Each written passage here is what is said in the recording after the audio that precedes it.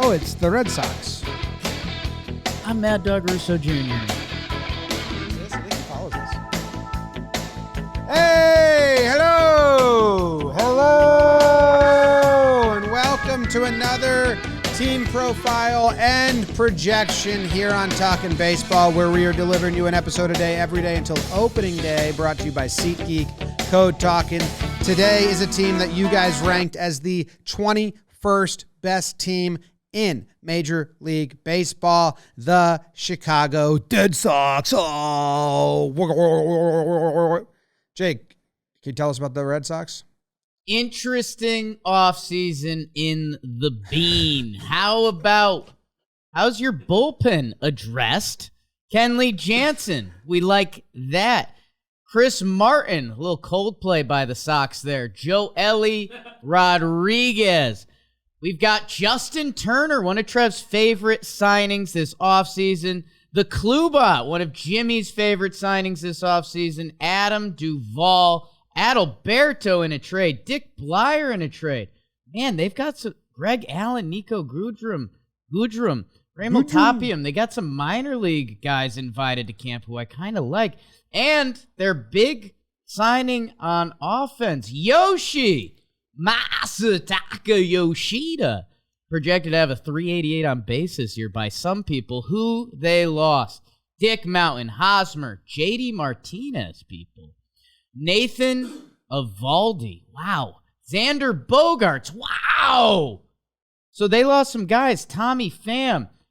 BBD's Darwinzon Hernandez. Connor Siebold. All the guys. So I don't know. A lot of ins, a lot of outs. There's something that always happens at Fenway Park, Trev, and it's hitting. How's the lineup? They be hitting at Fenway Park. Yoshida, let me tell you something about Yoshida.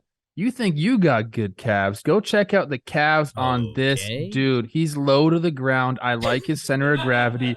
Bat and lead off, baby. Let's go. Kike Hernandez at short. Rafael Devers, extension, baby. Dinner's on you.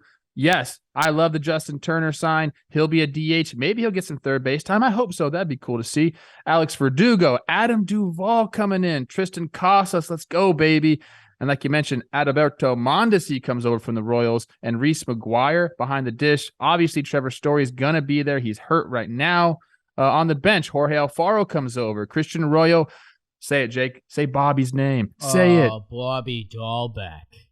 And then my guy, sneaky under the radar bench piece, Rolf Snyder. I like it a lot. James. The lineup is kind of winning me over. Yeah, but it's a similar. It's a little bit like the Cubbies who we did last episode, but they addressed the bullpen. The rotation is still. I mean, you have Chris Sale. You haven't been able to rely on Chris Sale in a long time as the one, I guess. Nick Pivetta, he's good. I actually think he's like the most reliable guy here. Corey Kluber might be up there. He's on his tour of the AL East, and he signs with the Red Sox. James Paxton, they signed him to recover from Tommy John, and now he's going to be pitching. So that's up in the air. And Whitlock, who's got a lot of talent, but also there's not a lot of just you pencil him in to be reliable the whole way through in the rotation. The bullpen they addressed. That was an issue last year. Jake already told you they got Jansen, they got Martin. They have John Schreiber and Tanner Houck, Cutter Crawford, and they bring in Joely Rodriguez, the lefty. And that's like a big difference for the Red Sox because last year Cora had to I don't know, just grab bag relievers. They didn't have roles. They didn't have who's got this game? No clue, but he's going to blow it. That's what all my Red Sox fans said. Said, hey, who's going to finish this game? Someone that's going to blow it. And that's, I think, why they addressed it. It is odd to me to address the bullpen and have a rotation that's so, in my opinion, unsure. Maybe I'm wrong there. But that was what they did. I like their offensive changes a lot. I think they added guys that will give them at-bats, which is kind of what you need to do if you're the Red Sox, grind out the at-bats, long at-bats. They didn't really have that last year, but adding Turner and Yoshida, and I think Casas is a long at-bat guy, the rookie. So I like the lineup improvements and the bullpen improvements. Unfortunately, I think rotation holds the most weight. Oh, and before we do that quick BBD ad break to tell you guys even more about SeatGeek, all of our PPPs, TPPs, our whole preseason package here is brought to you by SeatGeek. Baseball is back, and to celebrate, SeatGeek's giving you a special offer. This is just for people who like us. This is a special one. John Boy preseason, 15% off your order, whether you're a first-time buyer or not. Doesn't matter if it's your first order. Take out your phone, open the SeatGeek app, add John Boy preseason as the code. Do it right now. Offer is only available through the end of March. March 31st, that goes away. Code John Boy preseason, all one word. I think that as we're going to talk about some of these middle tier teams, and that's what I'll call the Red Sox right now, middle tier. Mid. There can be surprises. No, I'm not calling them mid. I said middle tier. Short. I'm shortening it to mid. Short it to mid. Okay. Mid T. There are guys nickname that can change that if they come out and do what they can do. Brian Bayo, everyone wants us to mention this guy. He came up last year. He's 23 years old. He has absolutely nasty stuff. He's got to do it at the big league level for an extended period of time. Garrett Whitlock, who kind of was like bouncing back and forth. He's fucking nasty, dude. Like, he had better numbers as a reliever, but like, let's slot him in the rotation and see what he can do. If those two guys go off, then now you're looking at, okay, we have Chris Sale, please like return to form. Klubat, do what you can do. Pivetta has been kind of like consistently average for them, so you can slot him in for some innings at least. But like, if these young guys and Whitlock and Bayo can go and do it, then we're talking about a completely different rotation. I agree with you, James. That's not proven, I guess you could say.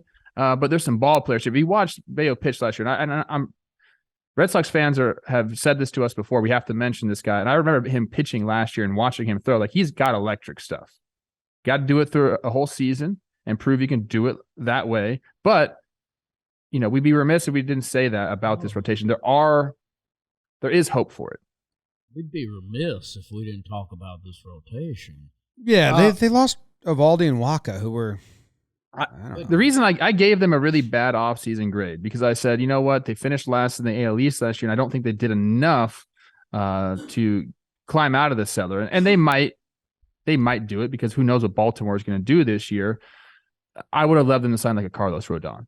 Instead, he's with the Yankees. Like, if they put Carlos Rodon into this rotation, then you can start saying, hey, let's go. They didn't do that. And maybe there's different reasons why they didn't. Maybe he didn't want to go there. Maybe they just didn't have it in him. But I'm not going to throw away this team just yet. I'm like so positive on these things. Maybe I'm wrong. No, Boston, let's go back to the offense. They lost Bogarts, which stinks. I mean, that dude hits. That's all he's done. And, you know, he got paid a crazy amount of money. It felt like they got blindsided. Some people are crazy high on Yoshida. Maybe that works out. Let's see what he is. Kike was out most of last year. Like, let's see where he's at. Justin Turner had one of the best second halves of any player. Let's see where he's at. Adam Duvall and Mondesi, they bought low on. You know, if you go back like 2 years with those guys, you know, they had really big seasons. Casas, he's a big one for me, man. Is he your breakout young first baseman, the big lefty? He's a big boy, man. If he can put that barrel on the bat enough, it will go, especially at Fenway. He's kind of the one I've got circled for the offense. But at the same time, with the Boston Red Sox, the offense is going to be there. They finished third in average last year, 6 in OBP, and it didn't feel like one of their scarier Red Sox lines. Yeah, I don't think they had any slug. They were 9th in OPS. So, low in homers, but 9th in runs. There's a bit of Fenway there. I think their offense is going to tick back up. So, let's circle back to the bullpen. I kind of like their bullpen. They've got a few guys you believe in. John Schreiber broke out last year. Kenley's been doing it forever at this point. Chris Martin, kind of underrated. Tanner Houck, if maybe that's where he goes home, just throw that fastball slider, couple change, kid. But if that's where he can kind of find a dominant lockdown role. So now you're the Red Sox, and what do you need? 5 innings. And it's how often can you get that? And maybe if they can start getting that entrenched, maybe James Paxton can find it for 5 innings once a week. Maybe Pivetta can find it for 5 innings once a week. It's a little bit of a juggling act, but it feels like this team coming off the Cubs, I like this team a lot better. I think the bigger problem is the AL East is a lot tougher division than the NL Central. Yeah, we had to judge them that way. against who they play. Yeah, I don't know. I like the offensive additions in like just that bat length, and like there weren't any scary at bats in the lineup last year besides Devers, and he was the only guy to hit 20 home runs for them. But Turner's going to grind you down, and that's what Yoshida's supposed to do. Supposed to be like a little Benny, little muscular lefty guy, bat to ball. What's Turner's beard and hair situation going to look like in September? That's what I want to know. How big and gross is it going to be? I think he's going to buy into the whole Boston aesthetic and just really, really go for it. I mean, he already has in a way. You just think it's going to get dirtier? Yeah, dirtier. Because, LA, it still looks pretty out there in Hollywood, but in Boston, you just want to be dirty. I think we might get a real dirty Justin Turner there. I don't know where to go with this team, guys, because I did give him my worst offense or off-season grade. I'm looking here. Things have to go right. I'm not going to count them out yet. I don't think they have what it takes to win the division. I really don't. But we have expanded playoffs. You're going to hear me say that a lot on these TPPs. Like, there are teams that are going to get into playoffs that maybe, well, definitely in years past wouldn't because we added, but teams that are going to surprise us that might just go on a run here at the end, catch fire, maybe make some additions, some young guys step up or some journeymen step up. Could it be the Red Sox? That's yet to be determined, and I'm not ready to make a judgment on that yet. I don't think so right now, but they could surprise us, I think. Yeah, I mean, I don't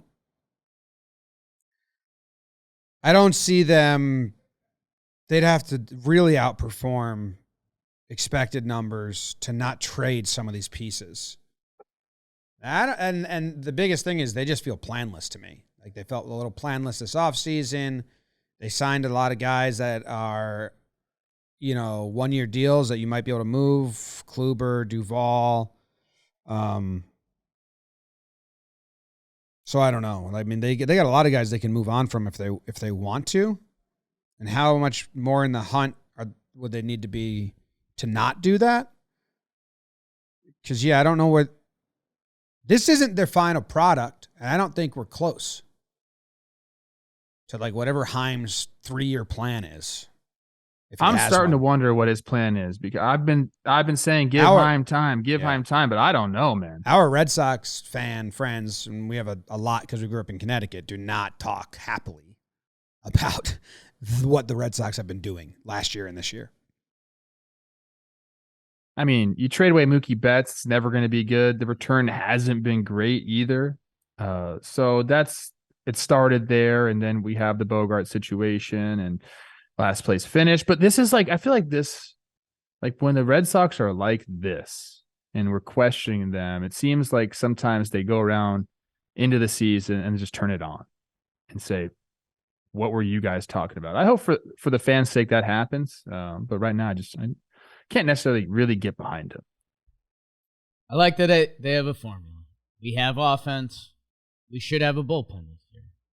Figure it out in between, and the Red Sox can be an issue. I'm interested to see what other help is on the way. Seabold. I talked about Casas, who, if he can be that big lefty threat. I mean, he's projected for 20 homers, 251, 351. Like, if he's that dude, that's a huge step for the Sox. And hey, they locked up Devers, which I came into the offseason and I said, if you're going to lose Bogarts, you have to do that. So you're going to have Devers, 5 years of Yoshida. So you have a little bit of a base in the lineup. I don't know. They need to get off to a hot start. Have we done our first schedule check? If they've got an easy April, that would be massive for this team. And I don't know. I'm super interested to see where the line is because I'm saying a lot of good things, but I obviously like the Yankees. I obviously like the Blue Jays. I obviously like the Rays. Orioles, and that's a lot of their games this year.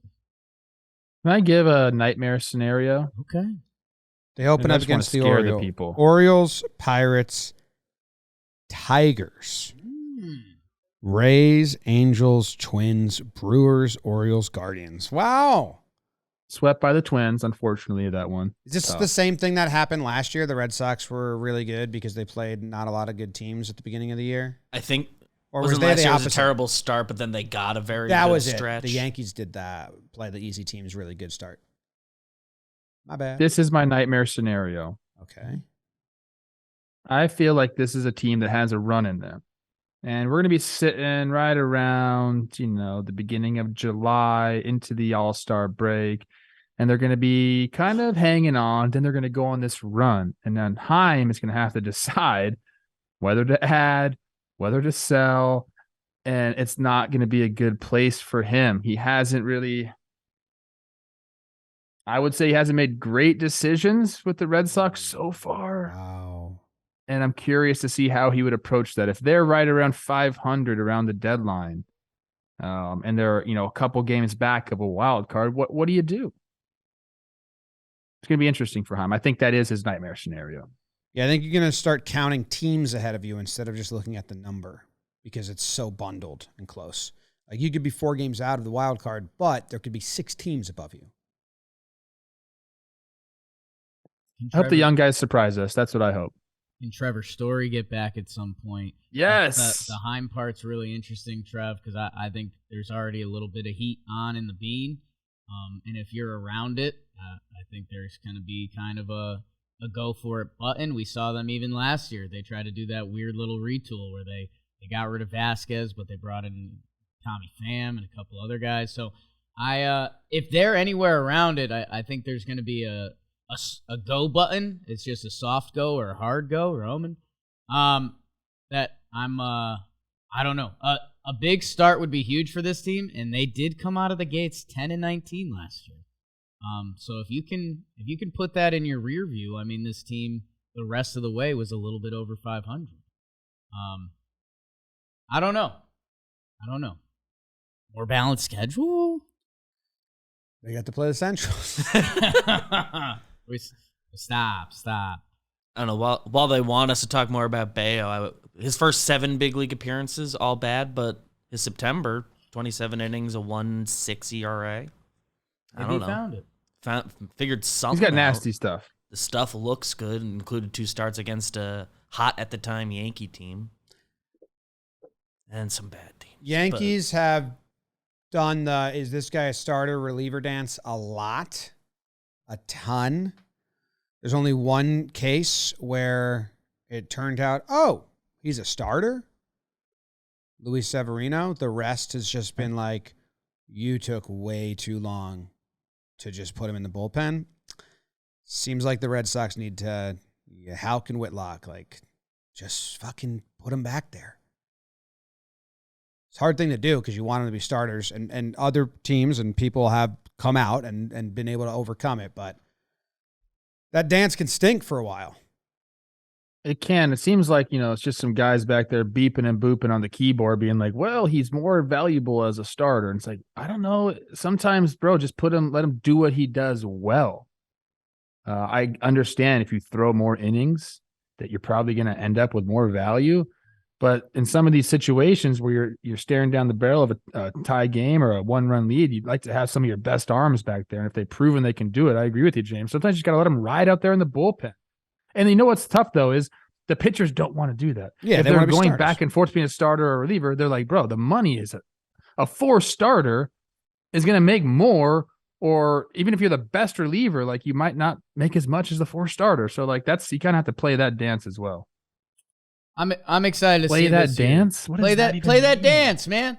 I think Halk has 2 pitches that jump off the screen. Whitlock has a pitch mix, and this is the year. So you give Whitlock one more chance to do it, and if it works, good. And I think Halk he might have even found a home in the pen. So, let's see what they are. What's the over under for this? Same as the Cubs, I think. 77.5, same as the Cubs. Yeah. You guys go first. This one's tough for me. Well, under? I mean, the division's tough. I think the Blue Jays are gotten better. I think the Rays are. I mean, I just really don't like their starting pitching. This is the team with the most ifs in their division. Maybe not the Orioles, but I don't know. I haven't really thought about that. Our audience voted them bottom half. So I don't think Here's what I'll say. they win 78 games, but I'm going to lose on that and take the under. I've been doing this around the office lately, and Orioles fans, cover your ears. I'm selling my Orioles stock a little bit this year. Oh. I think they snuck up on teams last year. I think they'll be ready for them. Ready to be wrong on that. A lot of youth. The Red Sox. They won 78 games last year. And maybe it's the eternal hope of spring training, but I think there's some things that can click with this that'll keep them at least around 500. I'll go with the over. Nice. Jakey overs. I'm going to take the over as well. I